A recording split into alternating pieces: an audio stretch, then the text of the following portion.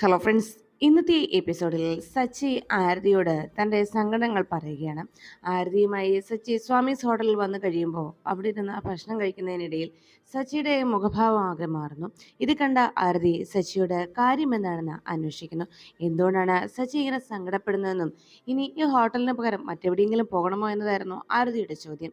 എല്ലാം കേട്ട് കഴിയുമ്പോഴും സച്ചി ഒന്നുമില്ല എന്ന് മറുപടി നൽകുമ്പോൾ ആരതി സച്ചിയോട് ചോദിച്ചു, സച്ചി, ശരിക്കും ഞാൻ സച്ചിയുടെ ആരാണ്? ആ ചോദ്യം കേട്ടതോടെ അന്താളിച്ച് നോക്കുന്ന സച്ചിയോട് ആരതി അന്വേഷിച്ചു. ഞാൻ സച്ചിയുടെ ബെസ്റ്റ് ഫ്രണ്ടാണെന്നല്ലേ പറയാറുള്ളത്. അങ്ങനെയുള്ളപ്പോൾ എന്നോട് എന്തിനാണ് സച്ചി ഇങ്ങനെ മറച്ചു വെക്കുന്നത്?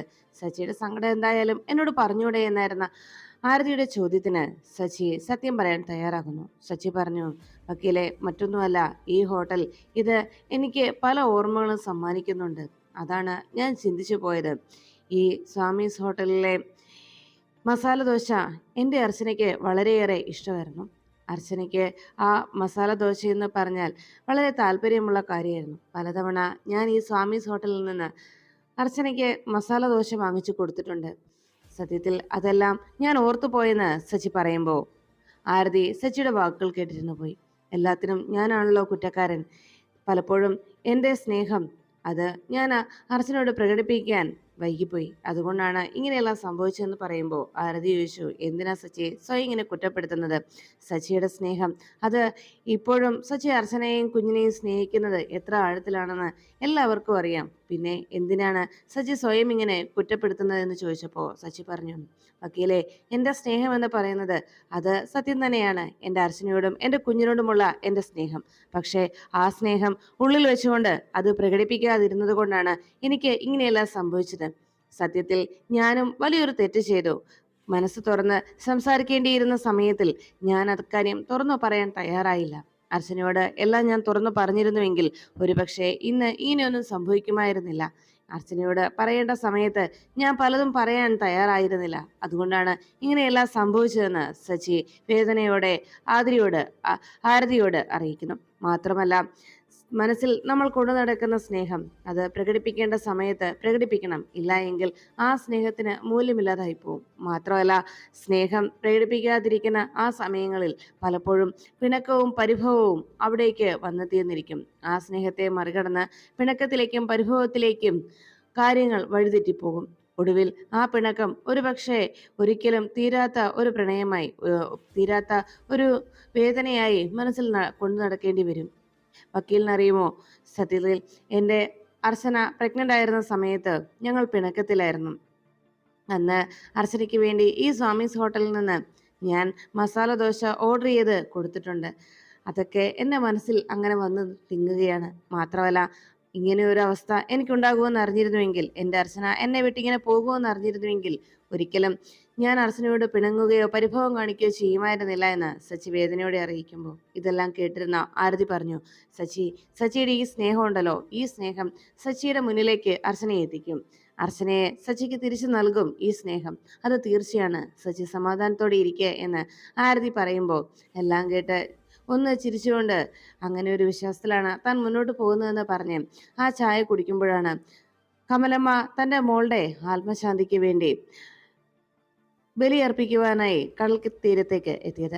അവിടെ ആ പൂജാരിയോടൊപ്പം അവിടെ ഇരുന്ന് ആ കർമ്മിയോടൊപ്പം ആ കർമ്മങ്ങൾ ചെയ്തുകൊണ്ട് അദ്ദേഹം പറയുന്ന കാര്യങ്ങളൊക്കെ കേട്ട് യഥാവിധി കർമ്മങ്ങൾ ചെയ്യുകയാണ്. അപ്പോഴായിരുന്നു അർച്ചനയുടെ താലിമാല ആ കഴുത്തിൽ നിന്നൂരി ദേവിക്ക് പൂജ ചെയ്യാനായിട്ട്, ദേവിയുടെ മുന്നിൽ സമർപ്പിക്കുന്നതിന് വേണ്ടി താലിമാല ആ തട്ടത്തിൽ ഊരി വെച്ചിരുന്നതിൽ നിന്ന് താലി അടർത്തി മാറ്റി അതേ ഡിസൈനുള്ള പുതിയൊരു താലി അത് ഗോകുല ചാർത്തുന്നതിന് വേണ്ടി ആ താലി ആ മാലയിലേക്ക് കൊളുത്തി വയ്ക്കാനായിട്ട് അവന്തിക ശ്രമിക്കുന്നു. പക്ഷേ എത്ര ശ്രമിച്ചിട്ടും ആ കൊളുത്ത് ഒന്ന് അകറ്റി മാറ്റാൻ അവന്തികയ്ക്ക് കഴിയുന്നില്ല. കുറേ നേരം അവന്തിക അതിനായി പരിശ്രമിച്ചുകൊണ്ടിരിക്കുമ്പോൾ അടുത്തു നിന്ന് ശോഭ പറഞ്ഞു, മോളെ, വേഗം നാട്ടെ, അവര് പ്രദക്ഷിണം വെച്ച് ഇപ്പം ഇങ്ങെത്തും എന്ന് പറഞ്ഞപ്പോൾ ഞാൻ നോക്കട്ടമ്മേ, ഇപ്പം ശരിയാക്കാം എന്ന് പറഞ്ഞ് വീണ്ടും അവന്തിക ആ താലി ഒന്ന് അടർത്തിയെടുക്കാൻ ആവുന്നത്ര ശ്രമിക്കുന്നു. തന്നാലാവുന്ന രീതിയിലൊക്കെ ശ്രമം തുടർന്നിട്ടും ഇതെന്താ ഇത് അഴിഞ്ഞു പോരാത്തതെന്ന് സംശയപ്പെട്ട് അങ്ങനെ നിൽക്കുമ്പോൾ അവന്തിക ഒരു വിധത്തിൽ ആ മാലയിലെ കൊളുത്ത് ഊരിയെടുക്കാനുള്ള ശ്രമം തുടർന്നുകൊണ്ടിരിക്കുന്നു. അപ്പോഴേക്കും അർച്ചനയും ഗോകുലും ആ ക്ഷേത്രത്തിന് പ്രദക്ഷിണം വെച്ച് അവിടുത്തെ ഉപപ്രതിഷ്ഠകളെയൊക്കെ പ്രാർത്ഥിച്ചുകൊണ്ട് തിരിച്ചു വന്നുകൊണ്ടിരിക്കുന്ന നേരത്ത് ശോഭ പറഞ്ഞു, മോളെ ഇതാ അവരെത്താറായി, ഇനി ഇത് സാധിക്കുമെന്ന് തോന്നുന്നില്ല എന്ന് പറഞ്ഞതും അവന്തിക വെപ്രാളപ്പെട്ട് ആ താലി ഊരാൻ ശ്രമിച്ചപ്പോഴേക്കും അവന്തികയുടെ അടുത്ത് വന്നുവെന്ന് ഒരാൾ ക്ഷേത്രത്തിൽ തൊഴുന്നതിന് ശേഷം അവിടുത്തെ മണി അടിക്കുകയായിരുന്നു. അങ്ങനെ മണി അടിച്ചുകൊണ്ടിരിക്കുന്നതിനിടയിൽ പെട്ടെന്ന് ആ മണിയുടെ കെട്ട്, അവിടെ തൂക്കിയിട്ടിരുന്നതിന്റെ കെട്ട് അഴിഞ്ഞു പോവുകയും മണി നേരെ വന്ന് അവന്തികയുടെ കൈയിലേക്ക് വീഴുന്നു. അങ്ങനെ ആ കൈപ്പത്തിയുടെ മുകളിലേക്ക് ആ മണി വന്ന് വീണതോടെ അവന്തികയുടെ കയ്യിലിരുന്ന താലി, ആ പുതിയ താലി നിലത്തേക്ക് വീഴുകയും താലിമാല നേരെ ചെന്ന് ദേവിക്ക് വേണ്ടി ചാർത്തി വെച്ചിരുന്ന ആ പൂമാലയിലൊടക്കി ദേവിയുടെ തൃപ്പാദത്തിലേക്കായിട്ട് അങ്ങനെ ആ മാല ദേവിക്ക് അണിഞ്ഞതായിട്ട് അങ്ങനെ തൂങ്ങിക്കിടക്കുന്നു.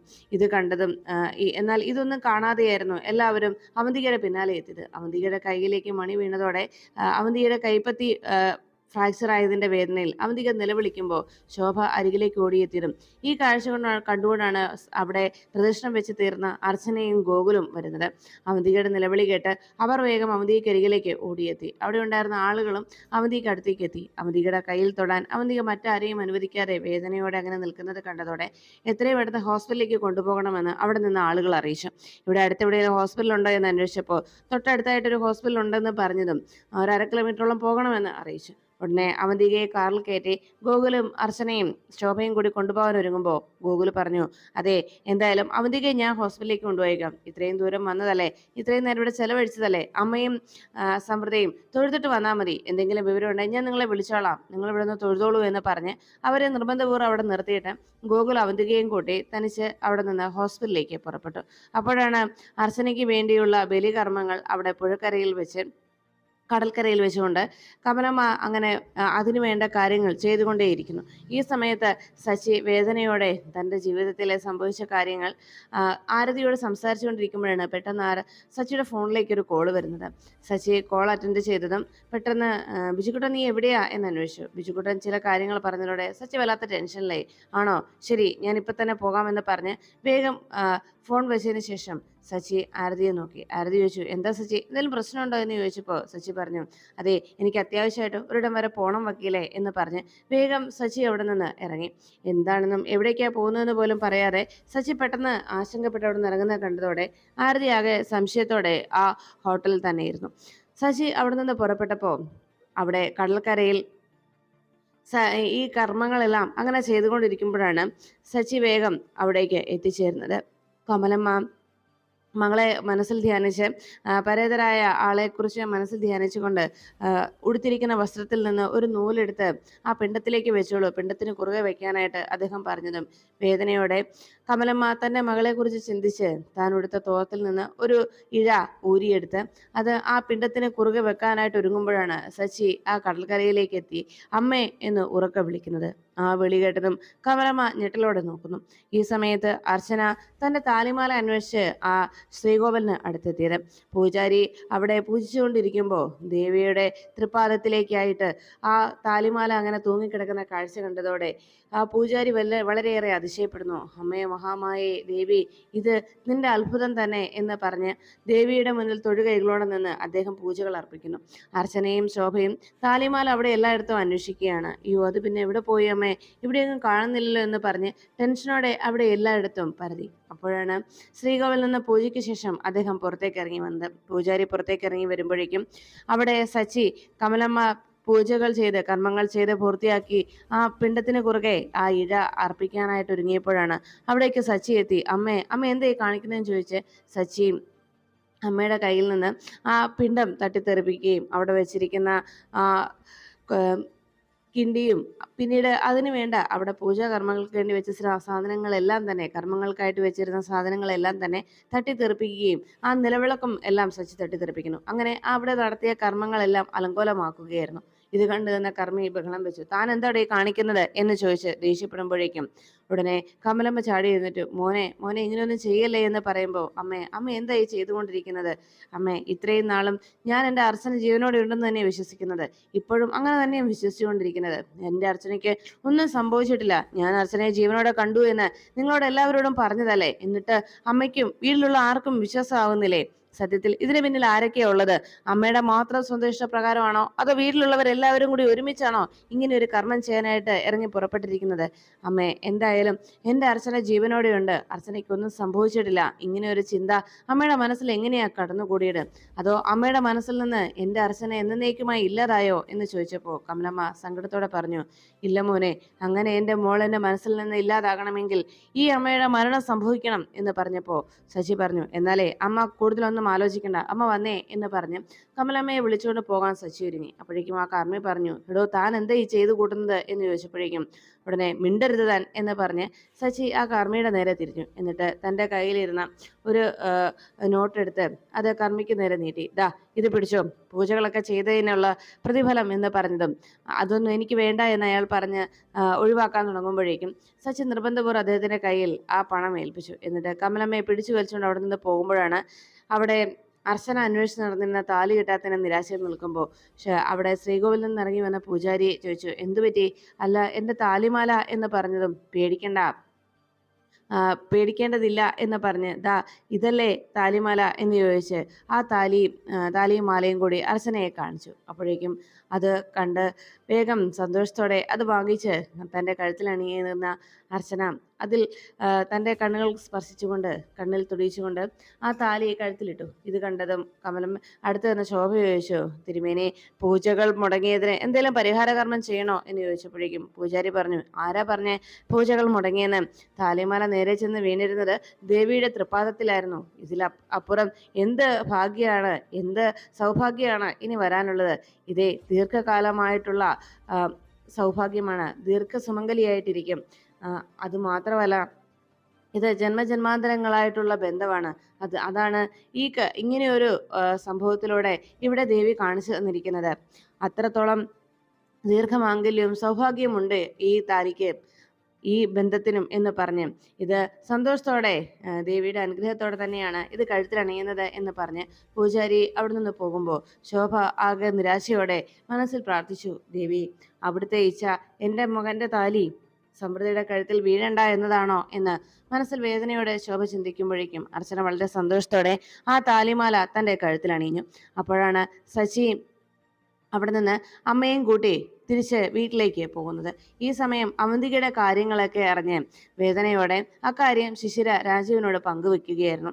എല്ലാം കേട്ട് രാജീവ് ചിരിച്ചുകൊണ്ട് അങ്ങനെ ഇരിക്കുമ്പോൾ ശിശിര പറഞ്ഞു, എന്തായാലും ഗോകുലിനും സമൃദ്ധിക്കും എന്തൊക്കെയോ ദോഷങ്ങളുണ്ട്, അല്ലെങ്കിൽ പിന്നെ ഇങ്ങനെയൊക്കെ സംഭവിക്കുമോ? ഇതിപ്പോൾ എത്രാമത്തെ തവണയാണ്? രണ്ടാമത്തെ പ്രാവശ്യമല്ലേ ഇങ്ങനെ സംഭവിച്ചത്? ആദ്യം ഗോകുലേട്ടനാണ് ആദ്യം രാജീവേട്ടന് അപകടമുണ്ടായി. ഗോകുലിന്റെയും അർച്ചനയുടെയും ഗോകുലിന്റെയും സമൃദ്ധിയുടെയും വിവാഹം നിശ്ചയിച്ച ദിവസം. ഇപ്പൊ രണ്ടാമത് അതിനുവേണ്ടി തയ്യാറെടുത്ത അവന്തികയുടെ കൈ ഒടിഞ്ഞിരിക്കുന്നു. ഓ, എന്തെല്ലാം വിചിത്രമായ കാര്യങ്ങളാ, എന്തോ കാര്യമായ ദോഷമുണ്ട് അവർക്കിടയിൽ എന്ന് പറഞ്ഞ് ശിശിര വിഷമത്തോടെ പറയുമ്പോൾ എല്ലാം കേട്ട രാജീവ് വളരെ സന്തോഷവാനായി. ഇത് കണ്ടതോടെ ശിശിര ചോദിച്ചു, അല്ല രാജീവേട്ടൻ എന്താ ഇങ്ങനെ സന്തോഷിക്കുന്നത്? ഇവിടെ ഇപ്പം അവന്തികയ്ക്ക് ലോട്ടറി അടിച്ചെന്നൊന്നും അല്ലല്ലോ ഞാൻ പറഞ്ഞത്, അവന്തികയുടെ കൈ ഒടിഞ്ഞെന്നല്ലേ പറഞ്ഞത്. അതെന്താ എത്ര വലിയ സന്തോഷ വാർത്തയാണോ എന്ന് ചോദിച്ചപ്പോൾ ഗൂഗിളിനെ കുറിച്ചായിരുന്നു പിന്നീട് രാജീവിന്റെ ചോദ്യം. ഗൂഗിൾ ഫോൺ വിളിച്ചോ എന്ന് ചോദിച്ചപ്പോഴേക്കും ഗൂഗിൾ വിളിച്ചല്ലേ വിവരങ്ങളൊക്കെ പറഞ്ഞത്. ഗൂഗിളും സമൃദ്ധിയും അമ്മയും കൂടി അവന്തികയും കൂട്ടി അവന്തികയുടെ വീട്ടിലേക്ക് പോയിരിക്കുകയാണ് എന്ന് ശിശിര അറിയിച്ചു. എല്ലാം കേട്ട് രാജീവ് പറഞ്ഞു, നീ പോയി എനിക്കൊരു ചായ ഇട്ടുകൊണ്ട് വാ എന്ന് പറഞ്ഞപ്പോൾ, ഓ ചായയല്ലേ, ഞാൻ ഇപ്പം ഇട്ടുകൊണ്ട് വരാം, അല്ലെങ്കിൽ ഇപ്പോൾ അവരിങ്ങോ വരുമ്പോഴേക്കും അവരോട് പരാതി പറയുമല്ലോ ഞാൻ ശരിക്കും നോക്കിയില്ല എന്ന് പറഞ്ഞ് ശിശിര ചായ ഇടാനായിട്ട് കിച്ചണിലേക്ക് പോകുമ്പോൾ രാജീവ് ആലോചിച്ചു, എൻ്റെ ഈശ്വര, ഇതിൽ പരം സന്തോഷ വാർത്ത ഇനി എന്താ അറിയാനുള്ളത്? സത്യത്തിൽ ആ മണി വീഴേണ്ടിയിരുന്നത് അവളുടെ കയ്യിലല്ല, അവളുടെ തലയിലായിരുന്നു വീഴേണ്ടിയിരുന്നത് എന്നെല്ലാം പറഞ്ഞുകൊണ്ട് രാജീവ് മനസ്സിൽ ചിന്തിച്ച് സന്തോഷിച്ചുകൊണ്ട് ആ ഒരു ദൃശ്യം കാണാൻ കഴിയാത്തതിന്റെ നിരാശയിൽ, എന്നാൽ തനിക്ക് വലിയൊരു ലോട്ടറി അടിച്ച സന്തോഷത്തിൽ രാജീവ് അങ്ങനെ ഇരിക്കുമ്പോൾ അവന്തിക കയ്യിൽ ഫ്രാക്ചർ ആയതുകൊണ്ട് കൈ കെട്ടി ഇങ്ങനെ കഴുത്തിലൂടെ ഒരു ഫ്രാക്ചറിന് കൈയും കെട്ടിത്തൂക്കി ആകെ വേദനയോടെ വീട്ടിൽ വന്നിരിക്കുകയാണ്. അവന്തികയെ അവിടെ എത്തിച്ച് ഗോകുലും ശോഭയും സമൃദ്ധിയും കൂടി അവന്തികയെ ശുശ്രൂഷിച്ചതിന് ശേഷം എന്നാൽ ഞങ്ങൾ വീട്ടിലേക്ക് മടങ്ങുകയാണെന്ന് പറഞ്ഞ് അവിടെ നിന്ന് തിരിച്ച് അവർ പോരുന്നു. അവന്തിക തന്റെ ഏറ്റവും വലിയ ശത്രുവിനെ എന്നേക്കുമായി കുരുക്കാൻ ശ്രമിച്ചിട്ടും അതിന് സാധിക്കാതെ പോയതിന് നിരാശയിലായിരുന്നു അവന്തിക.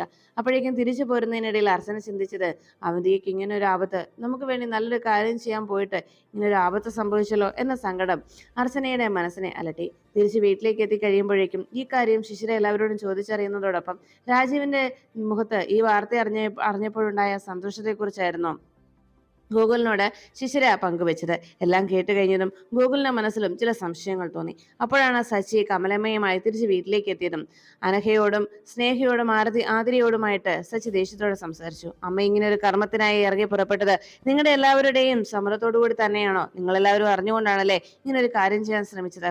സത്യത്തിൽ നിങ്ങൾ എല്ലാവരും എന്താണ് ചിന്തിച്ചിരിക്കുന്നത്? എന്റെ അർച്ചന എന്നേക്കുമായി മരിച്ചു പോയെന്നാണോ, അതോ അർച്ചന മരിക്കണമെന്നാണോ നിങ്ങളുടെ എല്ലാവരുടെയും ആഗ്രഹം? ഇനി അങ്ങനെ ഒരു ചിന്തയാണ് നിങ്ങളുടെ മനസ്സിനെ അലട്ടുന്നതെങ്കിൽ എന്റെ അർച്ചനയ്ക്ക് വേണ്ടി മാത്രമല്ലല്ലോ, എന്റെ മോൾക്കും കൂടി ബലിയിടണ്ടേ എന്ന് ചോദിച്ചപ്പോ കമലമ്മ ഞെട്ടലോടെ സച്ചി പറഞ്ഞ വാക്കുകൾ ഓരോന്നും തന്റെ മനസ്സിൽ തറച്ചു കയറുന്ന രീതിയിൽ വേദനയോടെ ഓരോരുത്തരും സച്ചിയെ നോക്കി നിൽക്കുന്നു.